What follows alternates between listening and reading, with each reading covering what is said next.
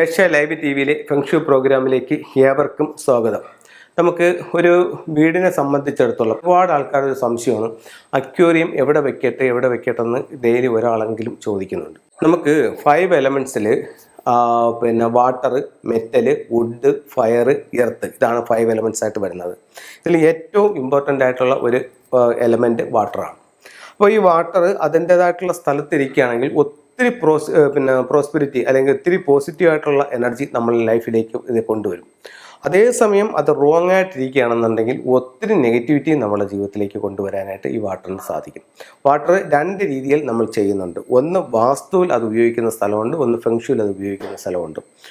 ഒന്ന് വാസ്തുവിൽ ഉപയോഗിക്കുന്നത് വീടിൻ്റെ വടക്ക് കിഴക്ക് ഭാഗത്ത്, കിഴക്ക് ഭാഗത്ത്, വടക്ക് ഭാഗത്ത്, ഈ 3 ഡയറക്ഷനിലായിട്ട് വാട്ടർ ഉപയോഗിക്കാം. അത് കഴിഞ്ഞിട്ട് വീട്ടിൻ്റെ മുകളിൽ നമുക്ക് വാട്ടർ ടാങ്ക് വയ്ക്കാവുന്ന ഏറ്റവും അനുയോജ്യമായ സ്ഥലം കന്നിമൂലയാണ്. അവിടെ ഉയരം കൂടി വെയിറ്റ് കയറി ഇരിക്കും. അപ്പോൾ ഈ സ്ഥലങ്ങളിൽ വെള്ളം ഉപയോഗിക്കാം. അക്വേറിയത്തിലേക്ക് വരുമ്പോൾ അക്വേറിയം നമ്മുടെ വീടിനകത്ത് എവിടെ ഉപയോഗിക്കാമെന്ന് ചോദിച്ചു കഴിഞ്ഞാൽ ഏറ്റവും ഉത്തമമായിട്ടുള്ള സ്ഥലം ഫെങ്ഷു പ്രകാരം പറയുകയാണെങ്കിൽ വടക്കാണ്. അപ്പോൾ വടക്ക് വശത്ത് നിങ്ങളൊരു അക്വേറിയം വെക്കുക. അക്വേറിയം വെച്ചിട്ട് അതിനകത്ത് ഒരു അരോന മത്സ്യത്തെ വളർത്തുക. അതെന്ന് പറഞ്ഞാൽ വടക്കിൻ്റെ നമ്പർ 1 ആണ്. അവിടെ ഒരു അരോന മത്സ്യത്തെ വളർത്തുകയാണെങ്കിൽ നിങ്ങൾക്ക് തൊഴിൽപരമായിട്ട് വർധനവുണ്ടാകും. അതല്ലെങ്കിൽ നിങ്ങൾക്ക് 8 ഗോൾഡ് ഫിഷും ഒരു ബ്ലാക്ക് മോറുമായിട്ട് വീടിൻ്റെ വടക്ക് വശത്ത് വളർത്തുന്നതും നിങ്ങൾക്ക് ഒത്തിരി നേട്ടങ്ങൾ ഉണ്ടാക്കാനായിട്ട് സഹായിക്കും. വടക്ക് വശത്ത് നിങ്ങൾക്ക് എന്തെങ്കിലും കാരണങ്ങളാൽ വെക്കാൻ പറ്റിയില്ലെങ്കിൽ ഡൈനിങ് ഹാളിൻ്റെ വടക്ക് വശത്ത് വയ്ക്കാം. ലിവിംഗ് റൂമിൻ്റെ വടക്ക് അല്ലെങ്കിൽ ഡൈനിങ്ങിൻ്റെ വടക്ക്, ഈ 2 സ്ഥലത്തും പറ്റിയില്ലെന്നുണ്ടെങ്കിൽ നിങ്ങൾക്ക് നോർത്ത് ഈസ്റ്റിൽ, അതായത് നമ്മുടെ വാസ്തുപ്രകാരം മീനൻ രാശി വരുന്ന സ്ഥലമാണ്, അവിടെയും നിങ്ങൾക്ക് അക്വേറിയം വയ്ക്കാം. അപ്പോൾ ഈ 2 സ്ഥലങ്ങളിലായിട്ട് അക്വേറിയം വയ്ക്കുന്നത് ഏറ്റവും നല്ലതായിട്ട് വരുന്നുണ്ട്. കിഴക്കിൽ വയ്ക്കാം. ഈ വർഷം കിഴക്കിൽ വയ്ക്കുന്നത് കുറച്ച് ലീഗൽ ഇഷ്യൂസ് ഉണ്ടാക്കും. അതുകൊണ്ട് കിഴക്ക് നിങ്ങളെ ഒഴിവാക്കുക.